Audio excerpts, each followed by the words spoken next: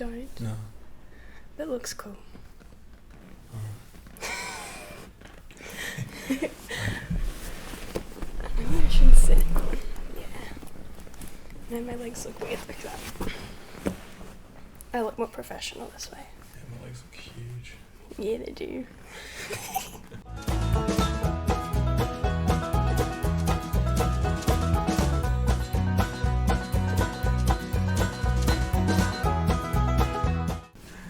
Okay, welcome to the first episode of Let's Talk, which is a podcast that Peter and I came up with before he passed away, where we're going to be interviewing different people about their climbing experiences, getting their climbing knowledge from them and sharing it with everybody. We've got a pretty cool setup here. Thanks, Albie, for your very fancy microphone. Very fancy. I like that we have a really, very expensive microphone and then we're just filming on my laptop. It's a nice juxtaposition. Anyway, today, our first guest is the one and only Joseph Law. Hello. Hello. Do you want to introduce yourself and say who you are, why you got into climbing maybe?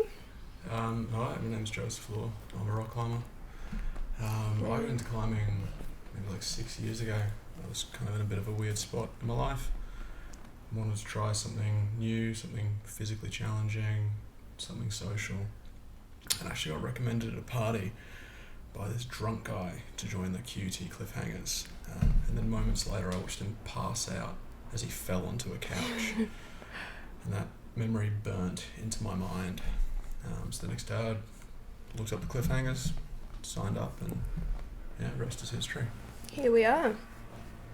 Nice. Yeah, I never found out who the drunk guy was either. Mm. Yep, no follow-up, no one knew about him. I don't know how he knew the Cliffhangers, but a little guardian angel looking out for me. Yeah, thanks to the drunk guy. Thanks, drunk guy. So you are the climb manager of K2. Yeah. So Bit of a long walk from starting rock climbing to being the climbing manager at KC Base Camp. Yeah. For sure. Well, you've got a lot of gear knowledge, and today we're going to ask you about that. Pick my brains. Let's do it. Awesome. So, my first question is, what are some common mistakes that people make when it comes to maintaining their gear? By not doing anything is the most common mistake. People buy climbing gear and expect it to be indestructible because you're rock climbing. It's awesome. There's no way anything will go wrong. But you've got to wash your rope quite regularly if you use it regularly. Carabiners, if they get stiff, everyone thinks, it's getting broken. No, it's just a bit dirty. Give it a clean. It's not hard. Your climbing shoes, air them out. Please air them out. But Don't put them in your car boot. Don't put Max them in your King. car boot. Where they will fester and grow. But climbing is not hard to look after either, which is the funniest part. But just people are so lazy, and it's so easy to just get distracted or lose track of time. Especially for a rope, if your hands are dirty when you're belaying someone, wash your rope. Again, shout out to Max King. Wash your rope. Yeah, if you climb at a dusty crag and you look at your gear, you're like, there's a bit of dust in here. Wash your fucking rope. It's not hard. And it's not just dirt. Aluminium dust will build up over time from leading or top roping, whether that's rubbing through a belay device or over quick draws. And you could have the best rope care in the world, the top of the line bag that folds out, your rope never touches the dirt. It's still going to get dirty due to aluminium. Just if your hands are dirty, or if you're asking yourself, is it time for me to wash my rope? It's time for you to wash your rope. Wash your rope. Wash your rope. Wash your bloody rope. Yeah. Nice. So if you could give one tip then to everybody on how to maintain their gear, would it be washing their rope? Oh my god, just wash it. It makes everything last so much longer if you just wash your rope. The rope lasts longer. You're not going to complain about it wearing down as quickly. Your hands aren't going to be as dirty. It's just just wash your bloody rope. What about if you're a new climber, or you don't have a rope like me, and I've just got a harness and shoes and just basic gear? What should I be doing I think to maintain my gear then? Well, I think the most important thing is actually looking at a lot of people have gear and they'll use it so often, but they'll never check it. So like get in the habit of, when you finish climbing, have a look at the toes of your shoes, see how much rubber is on them, and what's climbing rubber and where the structural rubber is. If you don't know the difference between the two, talk to someone who has a lot of experience in climbing or who you look up to or is a mentor on you, and ask them about the difference in rubber types and how to keep an eye on it.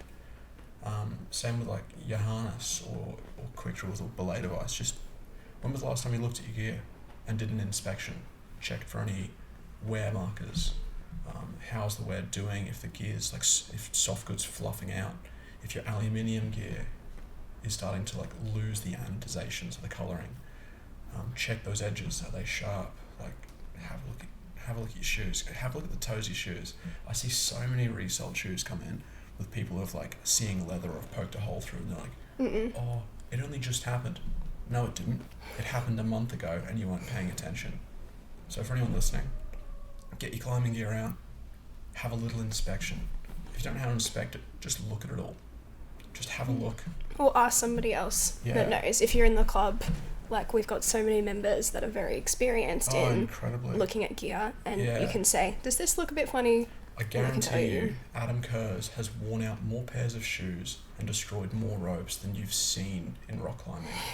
Check with him. He's got a wealth of knowledge. Anyone who in the club who is a high enough sign-off or has just been climbing for a while, just check with them. And if they don't know, or they go, hey, we should also find it out with them. It's better to know and to learn how to check your own gear. I think gear is so important. It's so easy just to ask. Just ask. If you don't know, just ask. If you're listening to this and someone asks you and you don't know, don't make it up. Say you don't know. Go to someone who does know. You're always welcome to chat to me about your shoes. If you bring shoes with holes in them to me at K2, expect a little bit of banter. I'm going to give you some shit. Yeah. Nice. Done. So, if I was a beginner climber, it's like my second week in the club, I've just started climbing, I come to you and go, what do I need? What should I buy from K2 to get my climbing journey started? The beauty of the cliffhangers is they have a wealth of gear available to use. So if you're on a budget, just get a cheap pair of shoes. Don't splurge out and get expensive shoes to start. Get something comfortable, cost effective, that's going to cop a lot of abuse whilst you figure out how to climb. Anything around like $120, $180 is a good place. Like the Tarantula Ace is a classic. Red Chili make the Circuit and the Spirit good starter shoes. That's all you need. If you get a pair of climbing shoes, you can use the club's helmets, you can use the club's harnesses. Yeah. Seconder kits. There's seconder kits which you can just get out, sign out in the club. Like, if you want to not use a helmet that smells a little bit funny, do not smell the club helmets. Get your own helmet. It's cheap life insurance. If you want to be more comfortable, buy your own harness. With shoes, helmet and a harness, that's all the personal gear that we're physically touching you. Again, use all the club's metalwork safeties and you can build it up from there. Yeah, you pay a membership, make use of it. You pay a very cheap membership. Yeah. What is it, $150 a year? Yeah. And you have the ability to like borrow, not rent, borrow out club gear. Yeah. Do it. Just get a pair of shoes. It's there, it's for people to use. Yeah, that's it. Like otherwise it's just sitting in our shed. Yeah. Getting into rock climbing is so easy through the university clubs. Yeah. There's so much gear, so much knowledge, so many people who are so keen to teach skills and also teach them the right way. These are skills that have been passed down, there's logbooks, they teach a solid foundation of knowledge and from there you can build it up yourself. So, where should I be storing my gear when I come home from a smelly day of climbing? Chuck your shoes somewhere where they'll air out, where air circulates. Try and avoid direct sunlight as well. Okay. Brisbane's pretty harsh. It gets very hot, especially in the sun. Mine live on a shelf on the veranda in the shade. The rest of my climbing gear, if it's dry, so like hasn't gotten wet or I haven't been really sweaty, I just leave it in a bag, Yeah. duffel bag, or like a box, probably be your best friend, because you can take a box, chuck it straight into your car, drive to KP. Bag's a bit easy to carry. But yeah, just shoes are the most important thing. Yeah, what happens if you like leave your shoes in your car or in somewhere that they shouldn't be?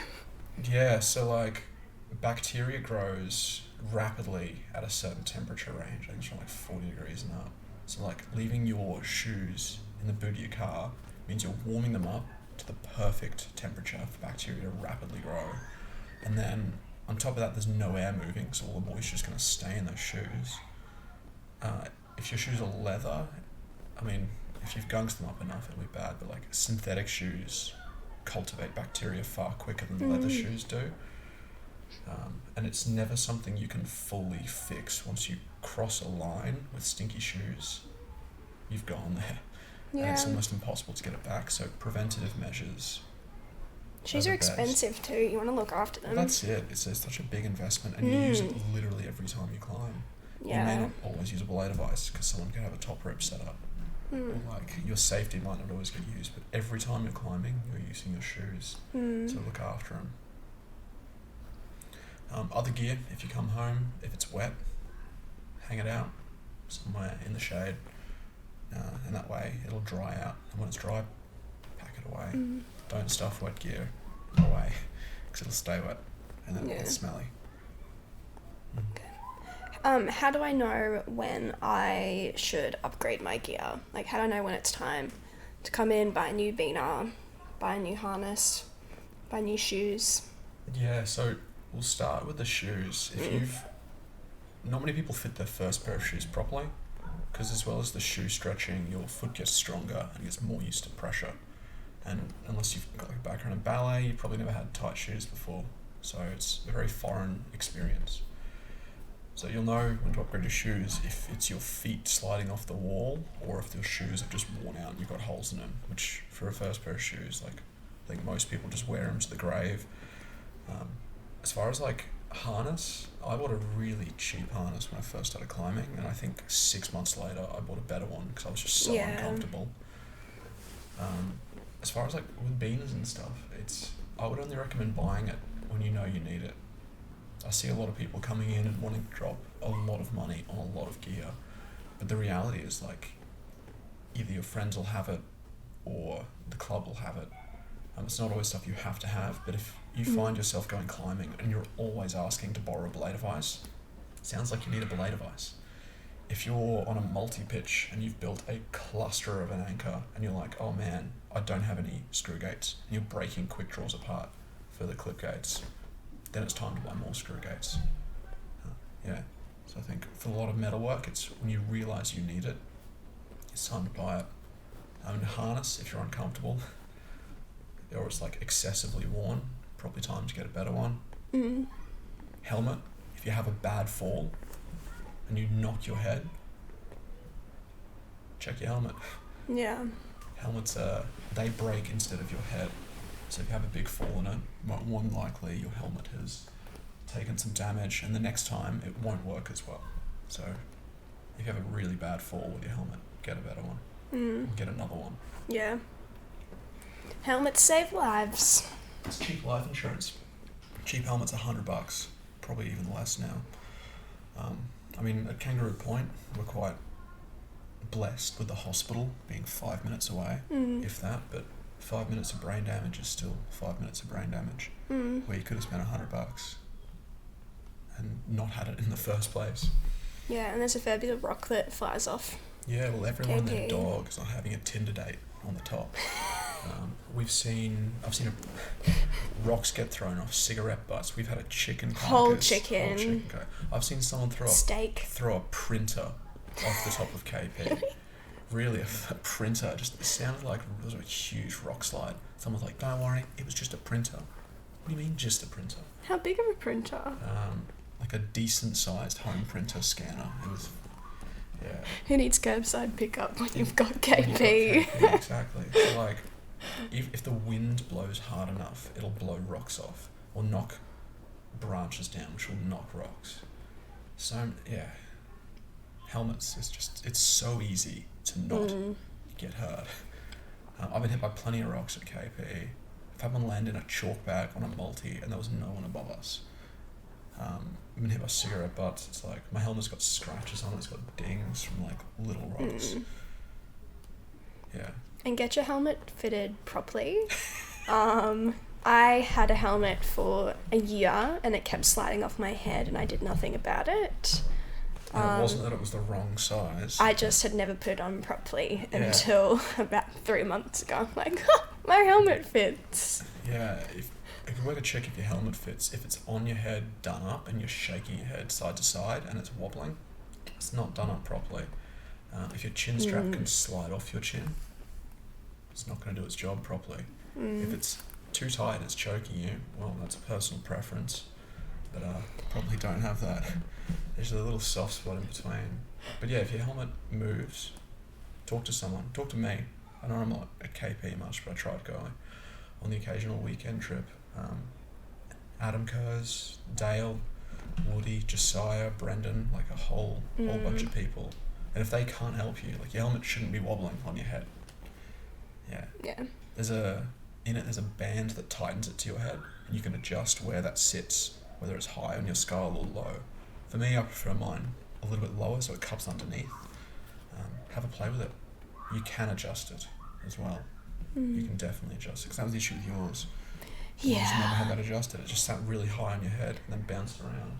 Or I thought it needed to be really tight so it wouldn't fall off, but really I needed to loosen it to get it on properly and then tighten it. Yeah, that's it. Loosen your helmet off completely, put it on your head, and adjust it down. See, I never knew that.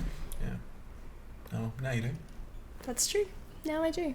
Are there any new products that you're excited for at K2? That you think everyone should buy? You were telling me about the chalk the other day. Yeah, we've put a chalk in that's been coloured to Australian rock. It's not the perfect colour, obviously we've got a large variation of rock colours.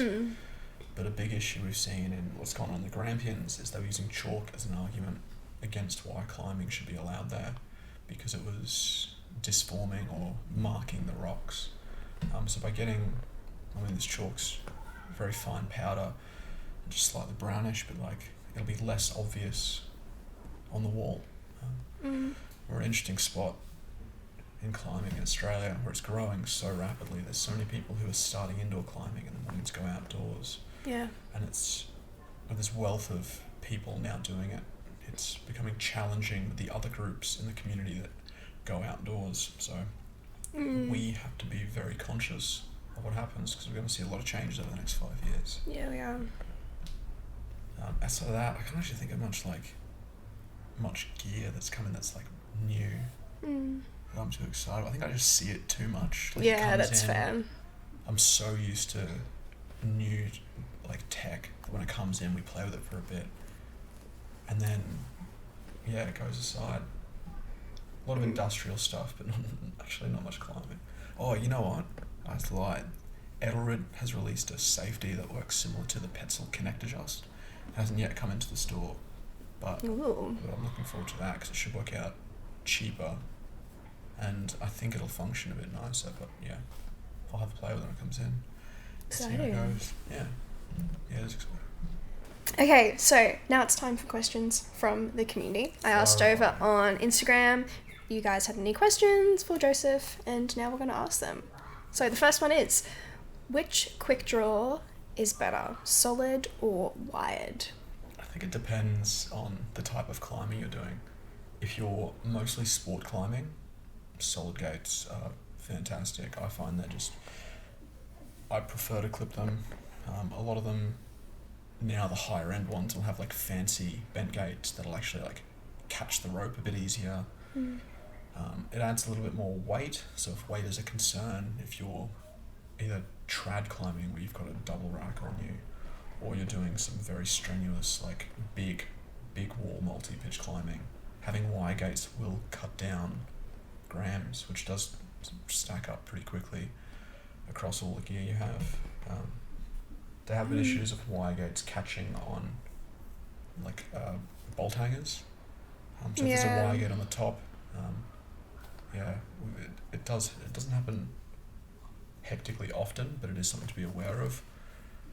That being said, I've been at Nowra, and Brendan can support this, but we've seen a solid gate at the top unclip off a ring bolt on the wall. Yeah. DMM, what was it? DMM Alpha Sport, and just watched it lift up and unclip itself. And back at the house, we're just trying to replicate it. I think we did eventually, but it's such a rare thing. Yeah, so I would highly recommend having a play and seeing what works best for you. If you do a bit of both, like a solid gate at the top and a wire gate at the bottom can be nice, but yeah, I feel like it's very personal preference. Climbers are very opinionated people. Yes, we are. So I highly recommend trying a bunch of variations and forming your own opinion and then telling everyone else they're wrong. At least that seems to be the gist in the community. Okay. Next question is, what was your favourite thing to eat as a ski instructor in Canada? Favourite thing to eat as a ski instructor? For those of you who don't know, Joseph was a ski instructor in Canada. You might want to ask that one again. Snowmobile instructor. Oh, sorry. Snowmobile instructor. Yeah. Do you want me to read you the whole question? No, I can go off that. I actually did ski instructing for a little bit, but I only did it very privately for very wealthy families that paid way more than they should have. And they paid for my lunches, so I don't think that counts. Because we just eat at the restaurant on top of the hill, nice. Which was lovely. As a snowmobile guide, it was always like calorie-dense snacks. So like Cliff Bars were fantastic. Yummy. Keeping them on your person, that was very important. So they'd stay warm. Otherwise they'd freeze and it was horrible. But yeah, it was, snowmobiling is actually a lot more work than people think. You're literally throwing these machines around. And because you're guiding groups of, up to 10 people, and you're responsible, you're on high alert the whole time. So I would be snacking quite constantly throughout the day just to keep the calories up, to make sure I wasn't hungry. It's amazing how much energy you burn just trying to stay warm. Yeah. So yeah, I would say calorie dense, like Cliff Bars or snack bars or protein bars, all that music bars. Getting that protein. Yeah, just to be honest, it's the sugars. Like, you're feeling a little bit cold or a bit energy drops, have one of those muesli bars that are really high sugary, and then you just get that quick spike of energy, and then when the oats kick in, you get a later spike that kind of is a bit more mellow and controlled. What's your favourite crag snack? Oh, I'm a sucker for chicken crimpies. Absolute sucker. Yeah. Like, I have been a miserable git at a crag being hungry, and someone pulls out a little pack of chicken crimpies, and the day is just made. Definitely that. Okay. Our next question is it worth getting climbing specific shoes as a beginner? Is it worth spending the money? Fuck no. Whoever told you that, stop taking advice from them. Do you mean like bouldering or what do you mean? If you're a new climber, you should buy shoes. Oh, I thought you meant like specific bouldering or like lead shoes or trad shoes. No. Like climbing. Climbing shoes. So yeah, okay, I misinterpreted. When you said climbing specific, I thought you meant specific types of climbing. Oh, no, like shoes for climbing. Okay. I think is what they meant. Yeah. I think back on what we spoke about earlier, cheap and cheerful. Buy a basic ass pair of shoes, be prepared to destroy them. You're probably not going to fit them right. Make sure, key things, make sure they're comfortable, your toes are touching the end a little bit, and most importantly that you're excited to wear them. Yeah. Don't get shoes that hurt and that you think will turn into the shoe you want, because it doesn't matter. Everyone puts so much weight on the first pair of shoes. It's got to be perfect. I've done my research, this is what I want. It's like, no, cheap and cheerful, get something crap that's going to last, because figuring out how to climb is hard and it takes time. And as well as that, you're going to get stronger and eventually outclimb them. $160 at most. Yeah. What should your second pair be then? I think second pair, get something a little bit more supportive. You can still get a flat shoe that'll just be more technical, it'll be tighter fit. Your foot will be stronger, you'll be more used to pressure on your feet as well. So you can get something a little bit more technical. I wouldn't recommend going for aggressive shoes being downturned ones for your second. Just to clarify, like shoes that are technical will just be a little bit more precise. They'll have more technology in the shoe itself to either maintain rigidity or support your foot. A shoe can be technical and it can be aggressive. But when I talk about aggressive shoes, I mean downturned. So yeah, second shoe, kind of cater it to the style of climbing you like. If you realise that you love bouldering, get a shoe for bouldering. Something with a bit of toe rubber on the top. An alright rubber on the sole. The heel will be a little bit tighter. If you're liking top roping, or you want to get more into your lead, like get something suited for that. It'll be a little bit stiffer. Where bouldering shoes will flex more and you'll need to be able to toe hook. Most of the time, you're outside top roping, you don't need a toe hook. Or lead climbing. That's later game. Yeah. Nice. Done. Next question. Fire away. What is the best climbing shoe, in your opinion? Was the question asked. The best climbing shoe. You love your red chilies, eh? Yeah. So I guess my best, like my favourite all-round shoe. So no shoe does everything at 100%. Everyone thinks that, I see a lot that people come in going, I need a shoe to do everything. It needs to be able to boulder, lead climb. I want to be able to toe hook. It's like, a shoe that does everything isn't going to do everything really well. That being said, the La Sportiva Katana Lace, from my experience, has been the most versatile climbing shoe I've ever used. It's very I've popular. had 2 pairs over 6 years of climbing. I left one in Canada because they're just destroyed. But they'll edge really well. They're stupidly comfortable. You'll be able to do techie face climbing, a little bit of overhung. Like that's kind of where they fall short. They can't, because they're laced. They don't have much toe rubber on them, so you can't really toe hook too well. I've done crack climbing in them if you fit them a bit more comfortably. But yeah, I've done some of my easiest and hardest climbs in these shoes. So I would say the La Sportiva Katana Lace would be my go-to pick for the best climbing shoe, but it's definitely got areas it falls short in as well. Yeah. I think a big thing to ask is, what style of climbing do you do? If you want the best shoe for bouldering, you'll have to look at softer options that flex more. A lot of like modern bouldering is going more to this like competition style, where it'll be really fine edging and balancing and then smearing, so you need a shoe that can flex up and smear onto a volume, and then it'll finish in like a techie head wall where there'll be like toe hooks, heel hooks. You don't see a lot of that outside in like lead climbing unless you're only climbing in caves. A lot of face climbing, you just need really precise toes and shoes that are stiffer, so when you stand on an edge that's a couple of credit cards thick, the whole shoe will be fighting to support you. So yeah, figure out what style of climbing you like, and then you can choose the best shoe to go from there. But I still rate the Katana Lace. Yeah. Or just come and see Joseph and he can tell you what shoe he We'll recommends. work it out. I'll pick your brain. I'll ask a lot of questions. Yeah. I'll play devil's advocate with your answers. You've got to know what you want to use it for. And once you know what you want to use it for, we can work out and see what shoe will fit your foot shape better. Whether you've got a wide foot, narrow foot, a very high volume foot. I got high arches, or a really small skinny foot. It's like we'll work out what can fit you best. But yeah, knowing what you want to use it for is the most important thing. Yeah. Yeah. Cool. And if you have any doubts, don't worry. Bring it in. Question what I say. We'll challenge each other. We'll figure it out. It's you and I working together, not fighting. Yeah, we can do it. I believe in us. Smooth. Okay, next question that has come in is, how do you feel when you see Daniel Burrows shirtless?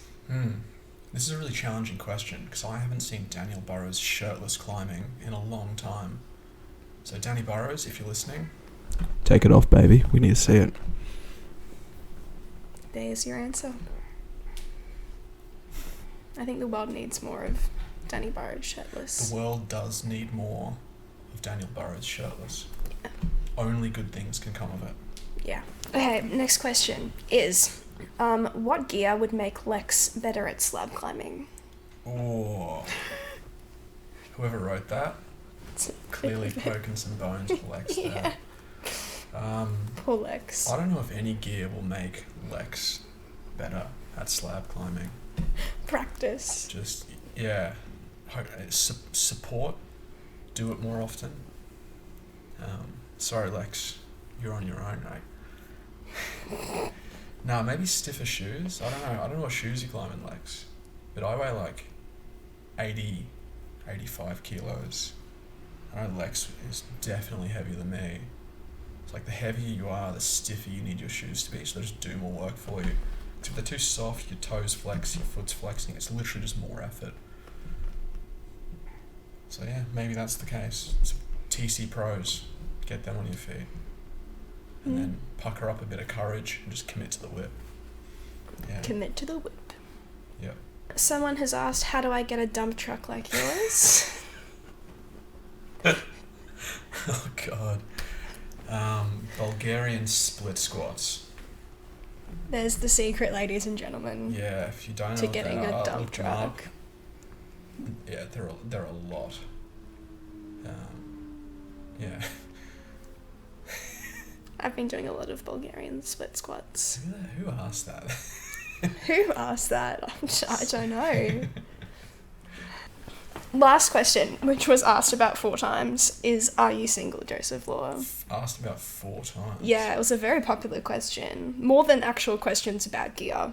Was asked, are you single? Oh yeah, I think that information's on a need-to-know basis. So if you know, you know. If you don't, well, yeah, keep up. Too bad. No, I'm not very...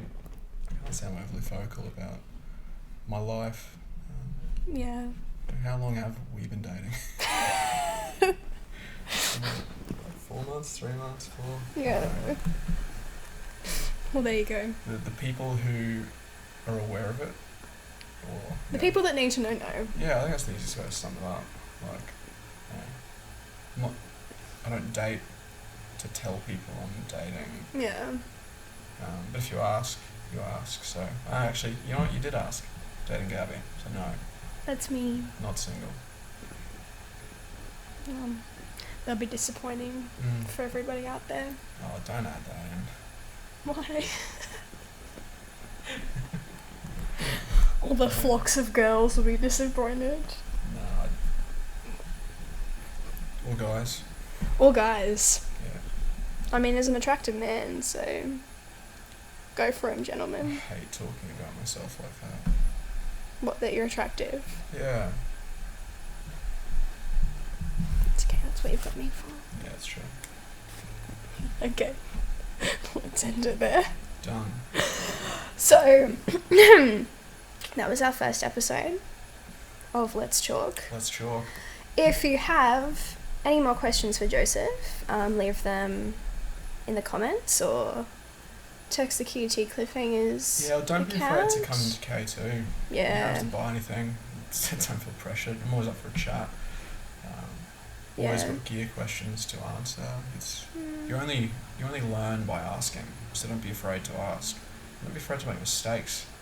A lot of people will make mistakes or be afraid of making mistakes, which is just, yeah, you're not going to progress if you don't fail. So you might as well, I don't know, test out gear at K2, which we're more than happy to set up belay devices, sit in harnesses. We got a rope something now, so it's better to make mistakes in a safe environment before making them somewhere wild.